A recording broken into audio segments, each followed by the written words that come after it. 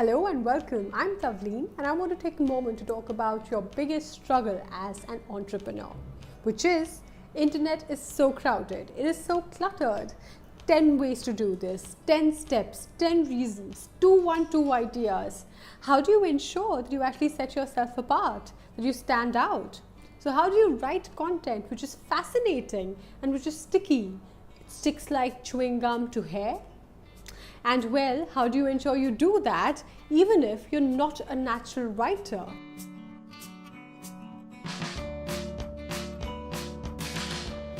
Right, so I'm going to start backwards. Now, way number 3. Before I actually announce to you what that is, let me ask you a quick question. Do you remember yourself as a 2-year-old kid? Or maybe you saw your sibling growing up, or your niece, or maybe your own kid. Well, then you would have noticed that it's so difficult to understand what they're saying because they're still beginning to learn how to talk and their yada yada yada is so hard to comprehend.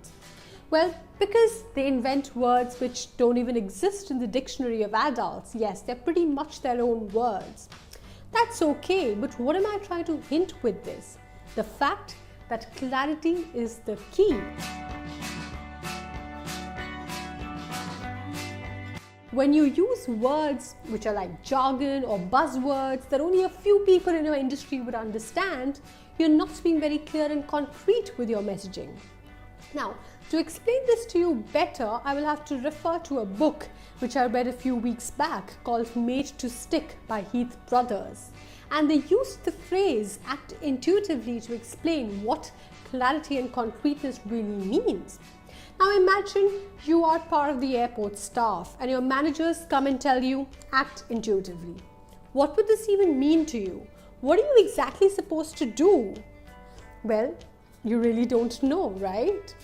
Now imagine they came and told you, listen, you do not always have to welcome your guests with a smile. Because there will be times when due to traffic congestion, the flights would take off late and the landing would be delayed and your guests would be frustrated and they'll be really pissed off. In those situations, if you will open the door, look into their eyes, smile and say, welcome, well, they're most likely to throw something at you. So use your intuition to guide your behavior. You do not always have to be consistent with your behavior. Now this is much more clear, much more concrete and something that anyone would understand. So that's what clarity and concreteness means in action. Now let's get to point number 2.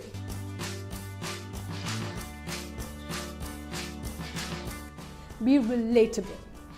Now, I read an article in Huffington Post which was really interesting and it was shared widely across. It was titled An Open Letter to My Friends Who Support Donald Trump. And I noticed something really interesting in this, which was that the writer had actually compared Donald Trump to our grandma at home, who is very annoying, but you also respect her. So you cannot actually get into a fist fight with her. You have to put up with whatever she's saying, right? He also compared Trump to this old man on the table who is allowed to go on with his ugly, hateful rhetoric just because you cannot actually get up and walk away because of your own manners, right? So suddenly when you read his content, you do not feel like Donald Trump is this man you only see on screen on this, behind this big podium. He's this guy who's so relatable because you can now compare him with your grandma at home who is annoying, at the same time you respect her. And suddenly you can relate to that content a lot more. Well, now let's get to the point number 1. Now this is such a brilliant technique that this alone can make your content super fascinating and sticky. So are we all ears? Well, I'm glad.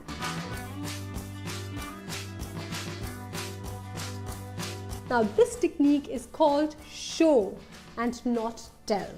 So when you're using this technique, what you are basically doing is that you're pulling your reader or listener into your own world and actually showing him the picture instead of telling him, right?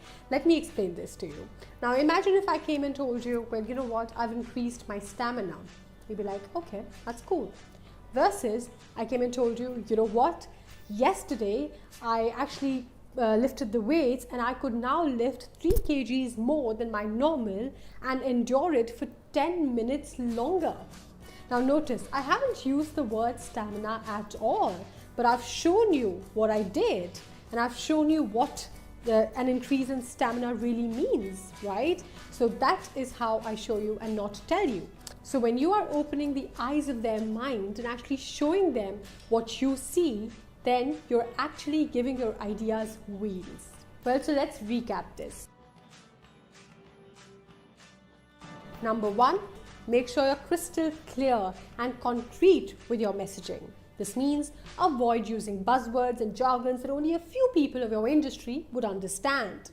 Secondly, make sure your content is relatable. When you produce it, you should look at it and go, will my audience really understand this, or will it just go over their head? Will they look at it and go, oh yes, I can relate with this. This is so me. Number 3, give your ideas wheels by showing people and not just telling them.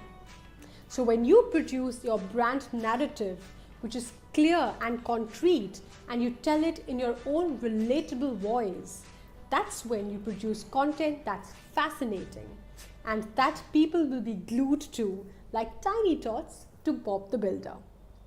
So if you like this content, do not forget to like and subscribe to my channel, and I am going to give you more of these.